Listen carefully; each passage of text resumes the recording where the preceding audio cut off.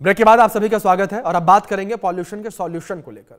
दिल्ली देश की राजधानी, जहां लाखों लोग रोज अपने सपनों को आकार देते हैं, हर रोज इस उम्मीद के साथ आते हैं कि यह शहर उनके हर सपने को पूरा करेगा और उनकी जिंदगी को बेहतरीन करेगा और बेहतरी के रास्ते पर लेकर जाएगा। दिल्ली के लोगों के बीच, इन्हीं सपनों के बीच एक ऐसी परेशानी भी है जो साइलेंट किलर बनकर उनकी जिंदगी को दिन ब दिन खोखला कर रही है। यह जहर हर पल हर वक्त दिल्ली के लोगों के आसपास है और सांस लेने के साथ शरीर के अंदर जहर बनकर घुल रहा है। Institute for health matrix and innovation की ओर से जारी आंकड़े ने इस खतरे को एक बार फिर से सामने ला दिया। इस रिपोर्ट में चौंकाने वाले खुलासे हुए हैं। रिपोर्ट बताती है कि साल 2023 में दिल्ली में हुई मौतों में से लगभग 15% मौतें एयर पॉल्यूशन से जुड़ी हुई हैं। यानी कि राजधानी में हर 7 में से 1 व्यक्ति की मौत की वजह जहरीली हवा है। आप रिपोर्ट देखिए। AQI का बढ़ता ग्राफ, दिल्ली में कैसे लें सांस। दिल्ली में मर मर के जीना है, जहर का घूंट पीना है। दिल्ली में बढ़ रहा पोल्यूशन, किसके पास सॉल्यूशन। दिल्ली की हवा खराब, फेफड़े देने लगे जवाब। प्रदूषण का कहर, दिल्ली की हवा साइलेंट किलर। राजधानी दिल्ली एक बार फिर पोल्यूशन की चपेट में है। हालात दिन ब दिन बदतर होते जा रहे हैं। हवा में जहर इतना घुल गया है कि लोगों का सांस लेना दूभर हो चला है। शहर के कई हिस्सों में धुंध की मोटी चादर छाई हुई है। वहीं कई इलाकों में AQI बेहद खराब कैटेगरी में पहुंच चुका है।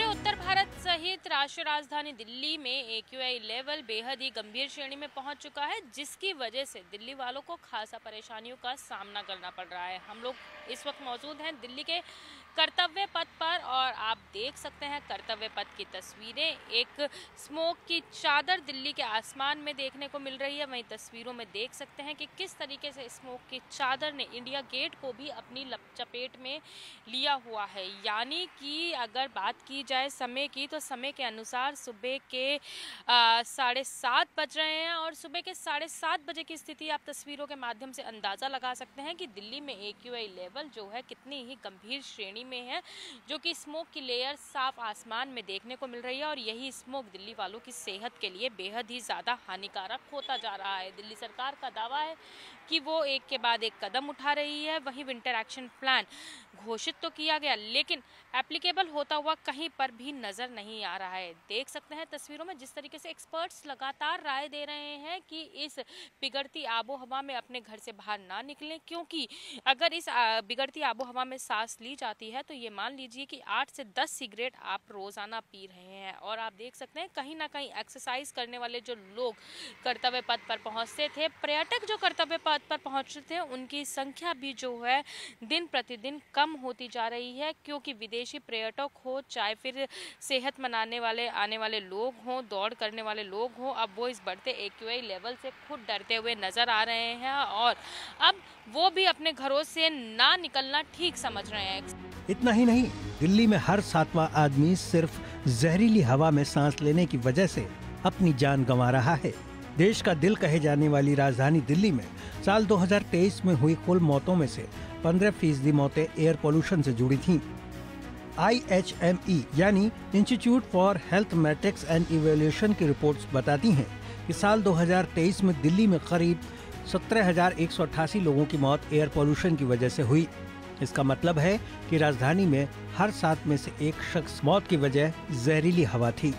यह आंकड़ा चौंकाने वाला ही है, साथ ही डराने वाला भी, क्योंकि 2018 में पोल्यूशन से जुड़ी मौतों की संख्या 15,786 थी और 5 साल में ये बढ़कर 17,188 तक पहुंच गई।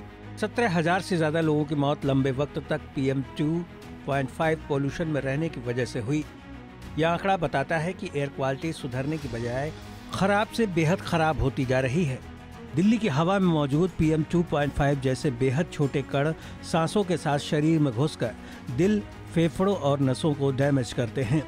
इसका तुरंत पता नहीं चलता, लेकिन शरीर धीरे धीरे कमजोर होने लगता है और आखिर में इंसान मौत के मुंह में चला जाता है। वहीं ग्लोबल बर्डन ऑफ डिजीज की स्टडी के मुताबिक दिल्ली में मौतों का आंकड़ा बढ़ने की वजह हाई ब्लड प्रेशर, शुगर, ज्यादा कोलेस्ट्रॉल और मोटापा भी शामिल है। यानी हवा में घुला जहर लोगों के शरीर में पहले से मौजूद बीमारियों को गंभीर बना देता है, जिस पर डॉक्टर्स का मानना है कि दिल्ली एनसीआर में पोल्यूशन को लेकर जो हालात बने हैं, जो रिपोर्ट सामने आई हैं, वो अलर्ट करने के लिए काफी हैं। दिल्ली एनसीआर की हवा हमारी सबसे बुनियादी जरूरत सांस को ही खतरे में डाल रही है। अगर पोल्यूशन घटाने के लिए सख्त और लगातार कदम नहीं उठाए गए तो आने वाले सालों में ये खतरा और बढ़ सकता है। दिल्ली में पोल्यूशन से होने वाली मौतों का आंकड़ा और भयावह हो सकता है। Bureau report, India news.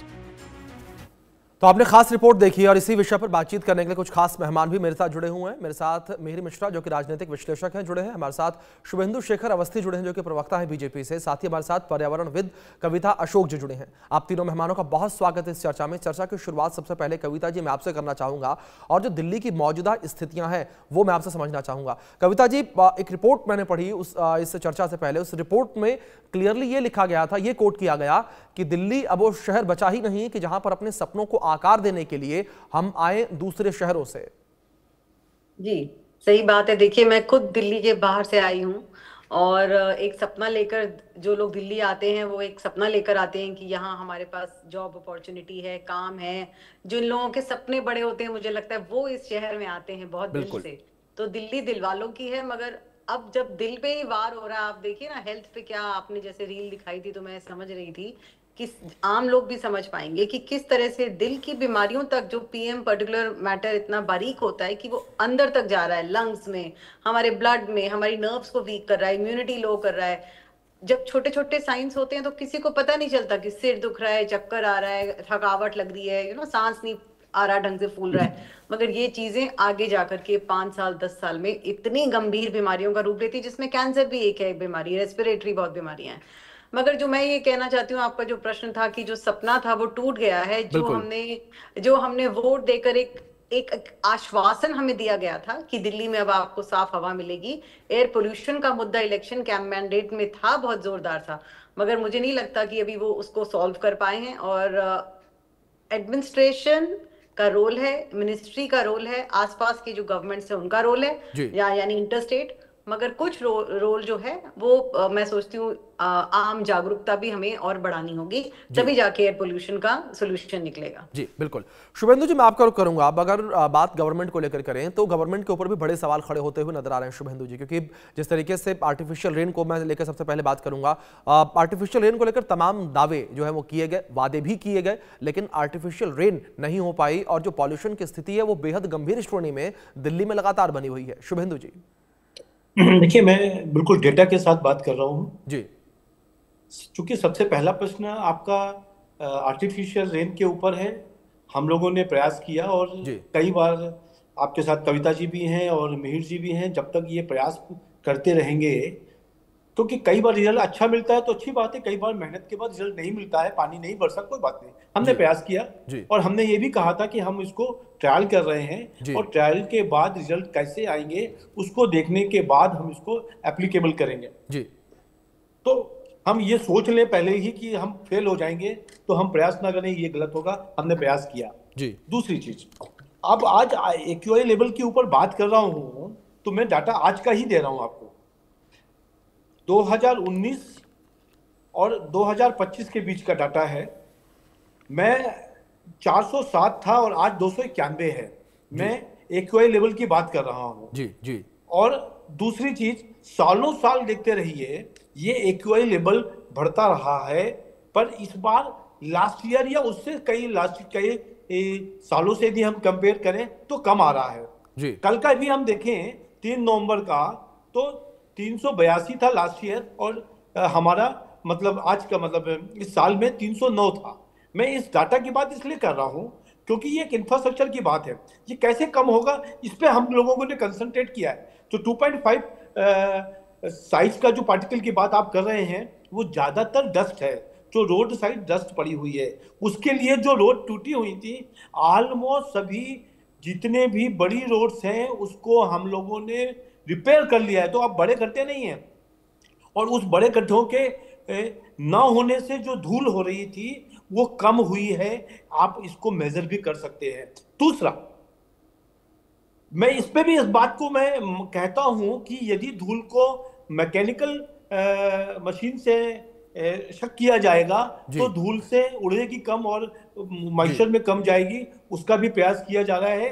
Delhi में सैकड़ों मैकेनिकल मशीनें चल रही हैं जिससे रोड की सफाई की जा रही है। फिर स्प्रिंकलर्स की बात कर रहा हूं, हम लोगों ने बहुत सारी गाड़ियों में स्प्रिंकलर लगाए हैं, बिल्डिंगों की इसमें लगाए हैं। हमारी जानकारी के हिसाब से 1500 जो मोबाइल स्प्रिंकलर चल रहे हैं और बिल्डिंगों के ऊपर से भी स्प्रिंकलर लगा के उसको छोड़ा जा रहा है।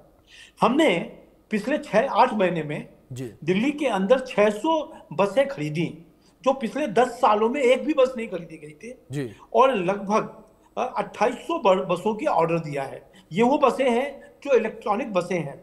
यदि मेरा ऐसा मानना है कि यदि लोगों का गाड़ियों पे यदि पब्लिक ट्रांसपोर्ट अच्छा हो जाए तो लोग अपनी गाड़ियां नहीं निकालेंगे। तो पिछले 6 महीनों में हमने 600 बस डाली है और 2600 बस का ऑर्डर है।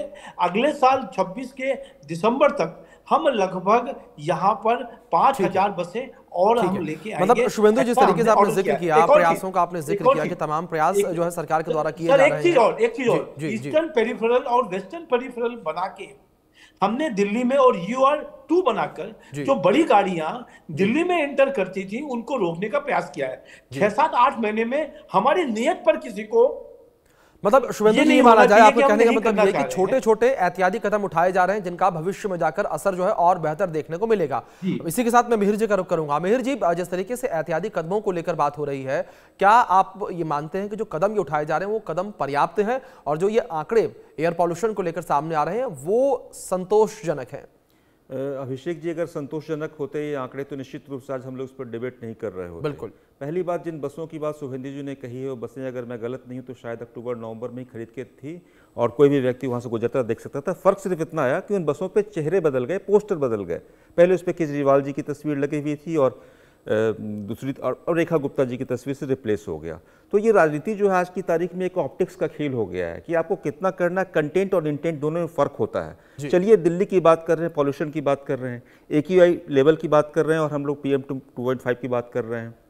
अक्सर इससे पहले होता यह था कि आप जब भी दिल्ली में पॉल्यूशन बढ़ता था तो पंजाब पे थोपा जाता था कि वहाँ पराली जलाने की घटनाएं बढ़ रही हैं, ये सब हो रहा है। और स्प्रिंकलर्स की बात भी शुभेंदु जी ने की है। वो इस स्प्रिंकलर जो छिड़काव करने का, जो पानी का छिड़काव करता है, वो मुझे दिल्ली में बहुत चुनिंदा जगहों पर नज़र आता है।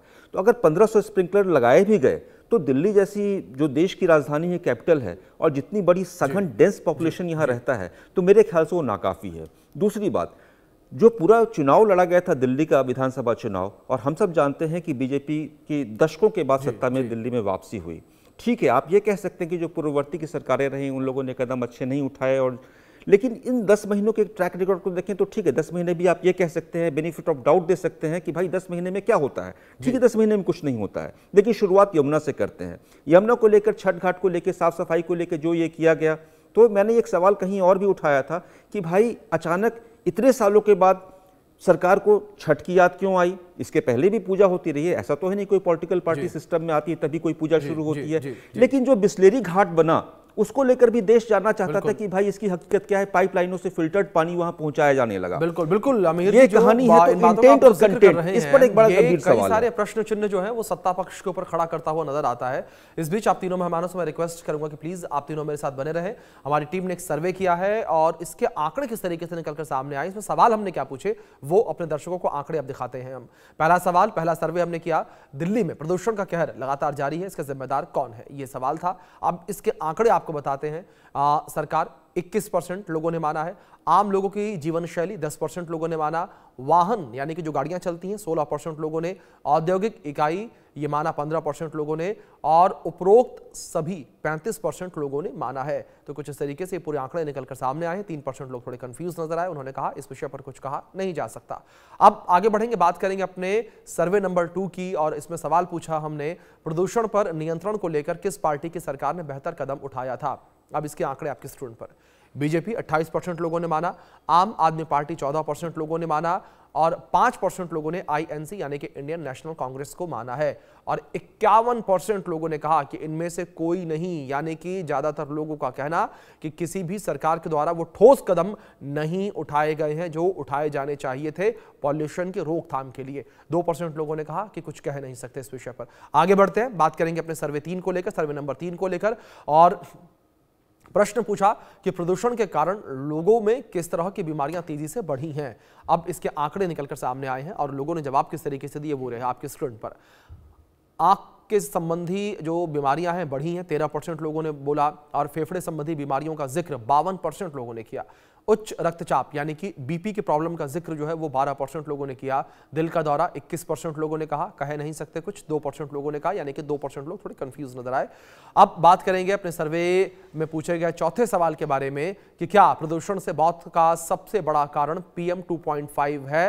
अब इसके आंकड़ों का जिक्र करते हैं। 63% लोगों ने कहा हाँ बिल्कुल, 23% लोगों ने कहा बिल्कुल नहीं, और 14% लोगों ने कहा कि कुछ कहा नहीं जा सकता है। तो कुछ इस तरीके से ये पूरे आंकड़े जो है वो निकलकर सामने आए हैं और ये आंकड़े भी बड़े हैरान करने वाले और परेशान करने वाले हैं। कविता जी, मैं आपका रुख करूंगा, और जिस तरीके से अभी बातचीत की शुरुआत में मैंने एक रिपोर्ट का जिक्र किया था, और अगर PM 2.5 को लेकर जिक्र करें, हमारा जो एक बाल होता है उससे भी बारीक ये कण कविता जी जो इस वक्त वायुमंडल में घूम रहे हैं, किस तरीके से कविता जी PM 2.5 जो है एक स्वस्थ आदमी को बीमार कर सकता है और यहां तक कि मौत के दरवाजे पर ले जाकर खड़ा कर सकता है। कविता जी, देखिए PM 2.5 जो है उसे अगर हम सरल भाषा में समझेंगे तो पर्टिकुलर मैटर 2.5 मिलीमीटर का उसका डायमीटर है, यानी कि वो इतना बारीक है कि आपकी नाक से अंदर जा सकता है, सांस की नली में अंदर जा सकता है,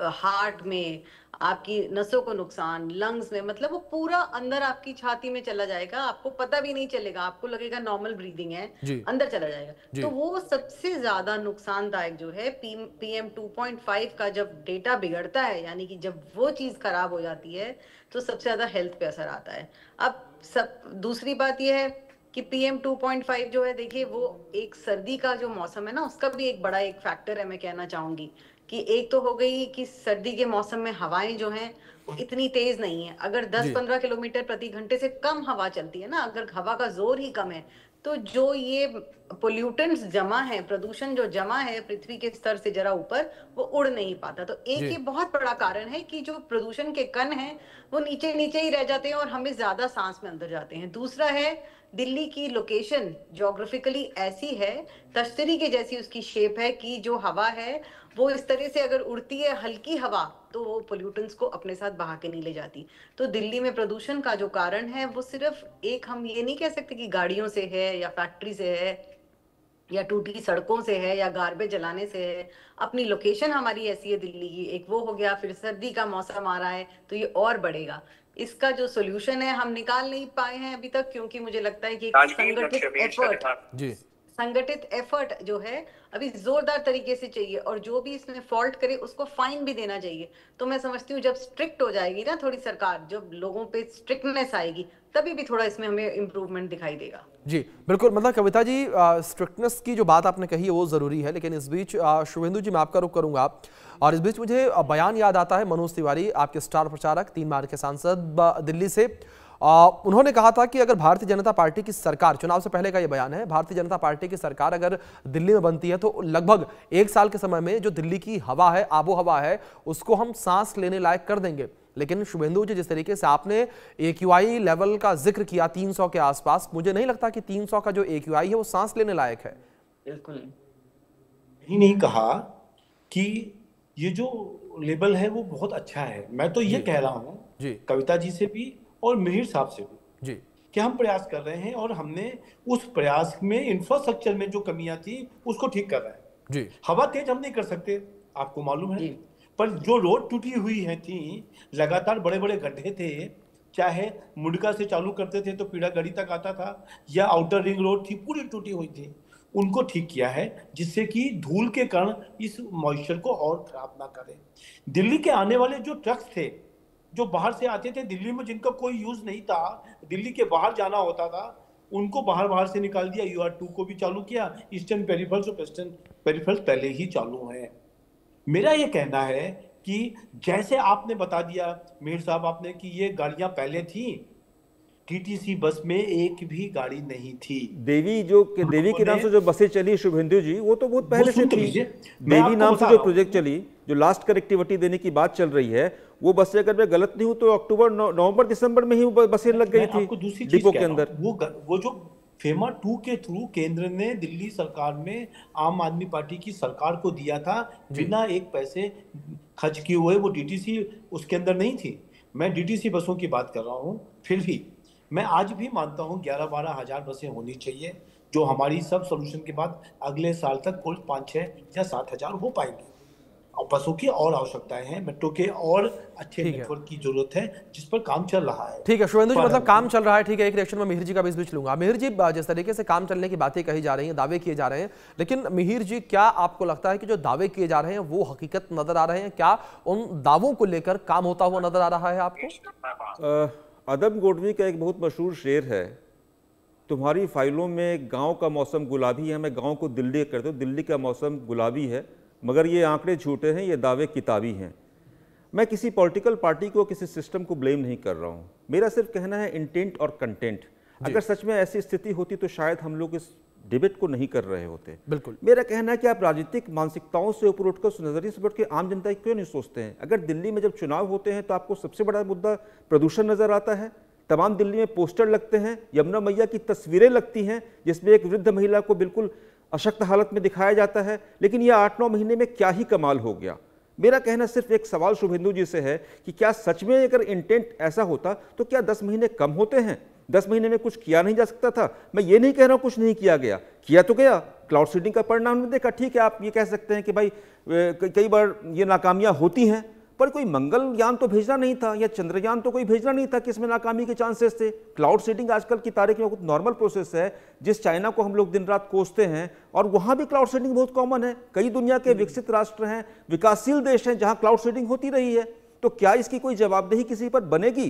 क्या क्लाउड सीडिंग वाकई में ऐसी बहुत कोई जटिल प्रक्रिया है जिसको फेल हो जाए और तब उसके हवाले से हम लोग पॉल्यूशन कंट्रोल के दावे करें? मेरा कहना है कि सरकार को इस पर एक व्हाइट पेपर लाना चाहिए। जो अब तक उपाय लिए गए, ठीक है, पहले की सरकारों ने बेड़ा कर दिया, मैं मानता हूं, पर अब की सरकार क्या कर रही है? सिर्फ एक कॉस्मेटिक, एक फोटो ऑप्स के लिए कुछ घाटों की तस्वीरें बना दीजिए, पूरी दिल्ली ग्रीन हो गई है, ग्रीन दिल्ली, और दिल्ली ऐसी दिल्ली जहां हम लोग सांस नहीं ले सकते हैं। ये स्थिति मैं ये नहीं कर रहा हूं इसी 10 महीनों में बनी है, इसके पीछे एक लंबी चौड़ी एक पूरी श्रृंखला चली आ रही है, ये बिल्कुल सत्य है। लेकिन मेरा सवाल ये है कि क्या सरकार कोई ठोस उपाय लेने जा रही है? शुभेंदु जी, आप जैसे समझदार व्यक्ति से मैं उम्मीद करूंगा कि आप 2-3 कदम बता दीजिए कि आने वाले वक्त में जनता को कुछ राहत मिले, जनता एक सांस ले पाए कि वाकई ये दिल्ली ये तो गैस चैम्बर में तब्दील हो गई है, या पहले भी लगता था। और सेम आरोप, सर्दियों का मौसम आया, सेम आरोप फिर भी लग रहा है। बस ये मेरा आग्रह है आपसे। बिल्कुल मिहिर जी, जिस तरीके से आपने जिक्र किया, कई बड़े गंभीर सवाल जो है इस वक्त खड़े होते हुए नजर आते हैं, जो स्थितियां इस वक्त बनी हुई नजर आ रही है, क्योंकि दावे तमाम किए गए थे। लेकिन कविता जी, एक चीज मैं इस आपसे और समझना चाहूंगा, अगर आर्टिफिशियल रेन को लेकर बात की जाए तो ये 80s में पहली बार भारत में आर्टिफिशियल रेन हुई थी। जिस तरीके से मिहिर जी ने इसका जिक्र किया, 1983 में तमिलनाडु में भारत में पहली बार बारिश जो है वो आर्टिफिशियल करवाई गई थी। लेकिन इतने आगे हम लोग बढ़ चुके हैं और कम से कम 5वां दशक ये चलता हुआ नजर आ रहा है, लेकिन उसके बावजूद भी इस तरीके का फेलियर आर्टिफिशियल रेन को लेकर। देखिए, ऐसा है, भारत में जो है, नॉट ओनली तमिलनाडु, बहुत सारी स्टेट्स में, कर्नाटका, महाराष्ट्र, सब जगह जो है आर्टिफिशियल रेन सक्सेसफुल हुई है। हम ये नहीं कह सकते कि सक्सेसफुल नहीं हुए। हमारी जो एक्सपेरिमेंट्स तो नहीं हुए, वो तो सक्सेस स्टोरीज हैं कि हमारे अपने ही स्टेट्स में आर्टिफिशियल रेन बहुत अच्छे से सफल हुई है। मगर देखिए, दिल्ली में सफल नहीं हुई। जिस दिन आर्टिफिशियल रेन थी, इतने सारे शोज थे, टॉक्स थे, और मैं बार बार आसमान को देख रही थी कि अभी ये प्लेन 1:15-1:30 बजे निकला है, और एक्चुअली में वो हुआ है, पूरा एक्सपेरिमेंट हुआ, मगर रेन नहीं आई। देखिए, इसके पीछे एक और कारण है, जो एक साइंटिफिक रीजन है कि जब बादलों में पहले ही नमी होनी चाहिए एक प्रोपोर्शन की, एक पोर्शन की, बिल्कुल कविता जी, इन्हीं चीजों को लेकर सवाल उठ रहे हैं। और जब पहले महाराष्ट्र, कर्नाटक, उत्तर प्रदेश, राजस्थान जैसे राज्यों में आर्टिफिशियल रेन हुई, वो सफल भी हुई, और 1983 में भी जब आर्टिफिशियल रेन पहली बार भारत में हुई तब भी सफल हुई, तो अब आखिर ऐसी क्या कमी रह गई कि आर्टिफिशियल रेन नहीं हो पाई और पॉल्यूशन का दंश जो है वो दिल्ली एनसीआर के लोगों को लगातार झेलना पड़ रहा है। फिलहाल आप तीनों मेहमानों का बहुत शुक्रिया जुड़ने के लिए और अपना कीमती वक्त इंडिया न्यूज को देने के लिए। वक्त छोटे से ब्रेक का है, बने रहें इंडिया न्यूज के साथ। अखंड भारत के प्रणेता सरदार